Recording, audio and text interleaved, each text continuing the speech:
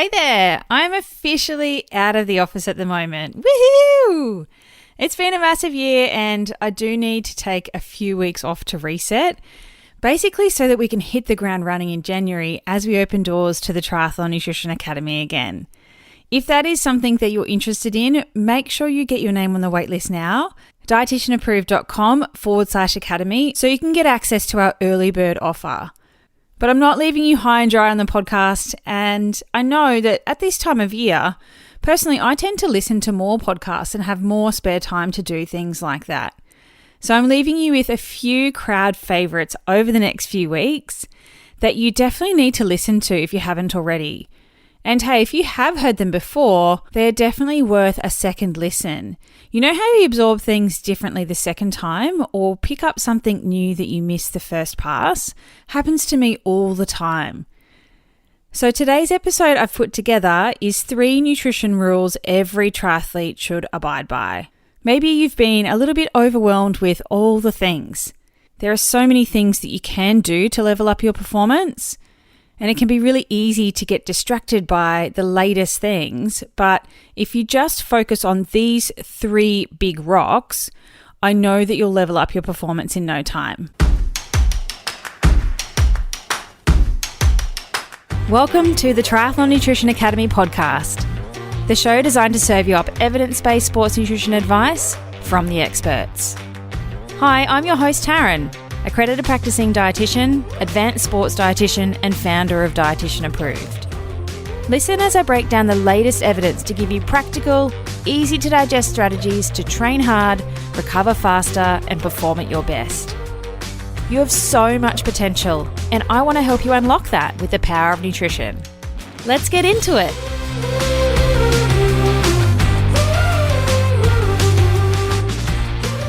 When it comes to triathlon nutrition, there is a lot of crap out there, I'm not going to lie. But my passion really is to cut through all of that noise to give you practical, evidence-based information that's actually going to work. Triathletes are time poor, and I really want to try and fast track your time so you're not wasting it going down weird rabbit holes. Triathlon's a very tech-heavy sport. There's lots of gadgets, we all like shiny objects, and it's also very expensive, because there's so much equipment that you need for 3 disciplines rather than just, say, a runner who needs new shoes every few months. And with our stuff, everything is upgradable. You can get better watches, you can get better bikes, you can get faster wheels, you can get carbon sole shoes, you can get really high-end sunnies as well, polarized lenses, not polarized lenses. All of those costs can add up really quickly if you're not careful. So I totally understand when you want to invest in something, you want to make sure it's really good quality and it's going to last forever. But when it comes to nutrition, people don't value investing in their nutrition because it's not tangible. You don't get a shiny new bike for your money. But I'd argue that your body is the thing that you need to spend the most on because you have it for life. If you do the wrong things with your nutrition, then that could impact you further down the line. You could increase your risk of injury. You could have osteoporosis as an old person. There are so many things that can affect your body if you're not putting the right things in. And nutrition is a very noisy space. Like, should you do keto? Should you go low carb, high fat? Should you go vegan? Like, what's actually the best for performance? But no matter what style of eating you follow, I think there are 3 nutrition rules that every triathlete needs to abide by. And we're going to go through that today. Now, number 1, every single triathlete needs to understand that you can't eat the same thing each day. It's called periodization. Just like you periodize your training program with your coach or whatever your program is, you also need to layer in your nutrition in a periodized approach as well. If you have a full-time job, you might have a bit of a structure in the week that is really clear routine for food and training. You know, you might have the same breakfast every day. You might have the same snacks because it's easy. You keep them in your desk drawer or you just pack the same things. You might also have the same lunches for those 5 days of the work week as well. And then come the weekends where we lose that structure from work. And often this is where our big long training sessions are as well if you work full time. So weekends can go one of 2 ways. Either people don't eat enough because you've lost that structure and the rhythm and packing your lunch for work, or it can go the complete opposite way and you overeat in a big way. This is often where we eat out more or get takeaway or a social or a drink. We've got plenty of access to our cupboards at home, and we spend much more time nibbling rather than actually sitting down and preparing a meal for ourselves because we're wrecked from the week. But unless you train the exact same way every day, like someone that goes to the gym potentially, or somebody that's quite sedentary, they can eat relatively similar each day. You, as a triathlete that trains for 3 disciplines in a week, you should never eat the same thing each day. You need to learn to scale your nutrition up and scale it back where you need to. And that's something I spend a lot of time teaching my athletes to do and understand and implement in a really practical way so that you understand what to do for a light training day, so that you're not starving, but you may not be fueling as aggressively as something like a heavy session day where you've either got 2 hard performance type sessions on it or you're doing long rides or long runs. Those types of days need to look completely different with your nutrition, because those long training days shouldn't be a free-for-all. You still need to eat strategically. And I think that's probably the key word here, is that you need to be strategic with the way that you fuel your body and you recover depending on your training load. So number 1 rule is you can't eat the same thing each day as a triathlete. Now, I've worked with hundreds of triathletes from complete beginners, very fresh to the sport, don't even know how to clip in, all the way up to our Australian elite triathlon team as part of my consulting work for Triathlon Australia. And this is a mistake that triathletes make across the board. Doesn't matter if you're new or well experienced. I've seen Ironman athletes that have got 10 Ironmans under their belt still make this mistake. So it doesn't matter what level of athlete you are. This is something that you need to focus on. Doesn't matter what sort of diet you follow or way of eating that you follow. You need to have strategic placement of your food around training where it matters the most. That's where you're going to get the best bang for your buck out of it. I know it can be challenging for some people that have more of a dieting mentality or maybe have come from a gym style program where carbohydrates are evil, right? Everyone is trying to scale back carbs or take carbs away from you, but carbs are your friend as an endurance athlete. You need to make peace with eating them, but the message is not just go and eat more carbohydrate. You need to understand where you need to eat more carbohydrate and where you don't necessarily need to eat more carbohydrate.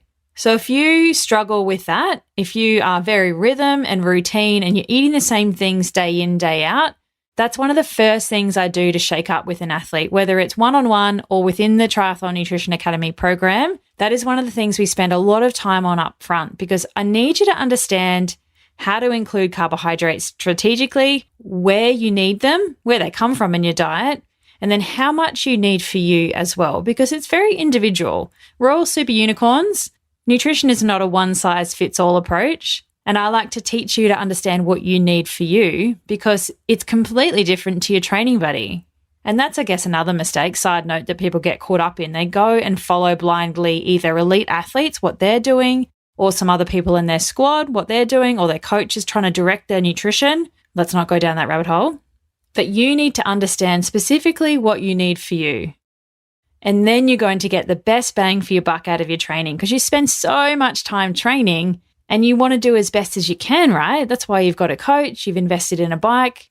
So start to think about layering your nutrition into that approach as well. So that is the number 1 rule for triathlon nutrition.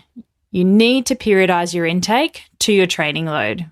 Okay, the second rule is really trying to nail your recovery nutrition. What I see a lot of athletes do is they have absolutely no plan for their recovery nutrition, whether it's after a session or a race, and they're not organized with that. So by the time they actually get to eat something, it's way too late, or it doesn't have the right building blocks for you as well. In the Triathlon Nutrition Academy, we spend a whole week going through recovery nutrition, and we calculate an individual plan for you to make sure you're ticking all the right boxes and within the time frame that you need depending on the session. We need to understand when it's really important to be aggressive with our recovery and when it's maybe not so important, but also to know exactly what you need to tick the right boxes. Because again, your individual nutrition needs to be for you, not the person sitting next to you. So some signs that your recovery nutrition is not dialed in is feeling absolutely exhausted by the end of the training week. That can be one of the key red flags. And also just feeling really tired in the afternoons, like 3:30 comes or even like 2:30, and you're either trying to hunt down the packet of lollies, or you're going to get a Mars bar from the shop down the road, or you just feel like you need a nap. Sometimes it's recovery nutrition in the morning session that is letting you down for that entire day. And potentially it's because you're trying to scale back. You're trying to drop some body fat. So you're like, I won't eat now because I'm not hungry. I don't feel like I need it. But your body is really smart. It's going to catch itself up by sending out all those hunger hormones, or making you feel like so tired because you haven't actually fueled properly that you're like, okay, I can't have a nap because I'm at work right now. So I'll go and find some quick pick-me-up, simple sugars like lollies, cookies, biscuits, junk food, right? So even though you've been scaling back through the day to try and drop body fat, you've just gone and overeaten by eating crap in that afternoon window. Does that sound like you? It's very, very common. If you're doing a really good job with your recovery and you know exactly what boxes you need to tick to repair your muscles, refuel to go again, and make sure you rehydrated as well, then you'll be able to back up and go again so much better and faster for that next session, whether that's in the afternoon or the next day. You'll also kind of relax your immune system a little bit. We go into like this transient inflammatory state after exercise. You know, exercise is good for us. I'm not saying let's not exercise, but it's just understanding that you can relax your immune system a little bit and get everything to quieten down by actually giving your body the right recovery building blocks when it needs it. So you decrease your risk of getting sick, injured, and affecting your overall energy availability, which we're not going to dive into today. But if you're a female that's lost your menstrual cycle, or it's becoming really light and short, then chances are your energy availability is not optimized. And for a male, like your male sex hormones can be affected by not eating the right things at the right time too. And you don't have that same visual monthly reminder that things are working or not. But you can go and get your female and male sex hormones checked with your GP and just make sure that everything's okay, nothing's going on. Now, recovery is so important because we only adapt from the sessions that we recover from. So you can train your ass off. And if you're not doing a good job of recovery, then you're not actually going to get fitter and faster from that session. So many triathletes smash themselves at training with no regards for layering in the nutrition building blocks to support that. You know, you invest in a coach, you invest in a training program, you probably upgrade your bike to go faster, but your body is what's going to make you go faster. And you need to decide whether you're driving a high performance machine or a beat up Honda on cheap economy fuel. And the third rule that every triathlete needs to abide by when it comes to nutrition is understanding how to fuel your longer training sessions. These sessions are so metabolically different to what you do in your shorter, sharper type sessions. Some red flags or some indicators that you're not doing a good job here is if you literally bonk or hit the wall. Like, that's a pretty big red flag that you're not fueling properly. That's when you've completely used up your glycogen fuel tank. Now, it's never completely empty, otherwise you'd die, but it is so empty to the point where the body's like, boom, smash into a wall. You can't go at that pace anymore, and you're going to need some really fast-acting simple sugars to peel yourself off the bitumen. If you've ever experienced that, you'll know exactly what I'm talking about, and it is not pretty. It is not fun. It's not something you really want to experience. Although, side note, there are some metabolic adaptations to running on low glycogen, but that is definitely an advanced strategy, and I wouldn't do that solo. I wouldn't do that on your own. You get help from a sports dietitian to understand how to do that and when to do that. So I'm not going to talk about that here because I don't want to teach you how to do that. Let's not play with that. Another indication that you're not fueling those long sessions very well is if you can't peel yourself off the couch for the rest of the day after them. You know, you're absolutely smashed. You can't do anything, like you can't function. You can't spend time with your family and your friends. You're literally watching Netflix, reading books in bed, having a nap after those long training sessions. And hey, if you've got a family and a wife or a husband that you need to spend some time with, like that's your high risk point for getting a divorce, particularly if your partner doesn't do triathlon because they just don't understand. So it's not ideal. That's not what we want, you to be absolutely useless after long sessions. So you really need to understand how to fuel them properly. Because if you don't also, like other than feeling absolutely wrecked for a day or two, it takes 24 to 48 hours to top up our glycogen stores if we've used them. But then the hunger monster is going to absolutely wreak havoc the next day or for a few days after that as well to try and catch you up. The body's very good at homeostasis, this steady, stable level. It likes to maintain it, doesn't like to shift from that very much. So it'll work against you and send out all of your hunger hormones and make you just ravenous for a few days to try and top your fuel back up again. Now, if you're trying to drop body fat, which is potentially why you've underfueled in those long sessions in the first place, that's again not going to help you get to your goals because all those calories that you've lost and burnt in that session are going to be put back on and then some by not fueling them properly in the first place. So it is a hard mindset shift to be more aggressive with your fueling, something we talk about in the Academy a lot, because I know that a lot of people have a bit of carb phobia. Now, I'm not saying everyone needs to suddenly go out and smash all this stuff. We actually need to understand what we need, how much we need for us individually. Then you can drop more body fat. Doesn't make a lot of sense, I know. Eat more, lose more fat, but I've seen it time and time again. Understanding what you need from a fueling perspective can actually help to drive body fat loss if you're doing a good job there. So the message is not scale back, try and drop body fat, I'm going to eat less. Sometimes eating more can help you get to your goals faster. Now, when it comes to fueling long sessions, your fueling strategy depends on a few things. It depends on the duration, so how long you're going for, cycling, running, the intensity of that session as well. Like, is it very aerobic? You've got plenty of opportunity to have a chat and breathe. Or is it quite long, but then still intense, or it's got intense efforts in it? You might do some 20-minute high intensity race pace efforts, or it might be a long ride with lots of hills in it. There's some intensity in there as well. So you would fuel differently for those different types of durations and intensity. I also like to teach my athletes how to eat depending on the season, whether it's on season or off season. So we've got a periodized approach to our fueling as well. And of course, your goals as well. Are you just happy to participate and get to the finish line? Or are you trying to win this thing? Are you trying to drop body fat? Or do you need all the calories you can get because you really struggle to hold on to your weight? So again, your fueling strategy might be different depending on those sorts of body composition goals and also performance goals. And having that flow to your year. You know, you're not fueling on long rides and long runs to the same level that you will be in your off season versus your on season. We need to do some other things when we're ramping into a race, like gut training. And then in our off season, do we need to be so aggressive with our fueling? Some people, no. Other people, yes. Nutrition is very individual. There's no one size fits all, but you need to understand what you need to do for you. So those are my 3 nutrition rules that every triathlete should understand and implement. So not eating the same thing each day, making sure you have a periodized nutrition plan that lays in and intersects with your training.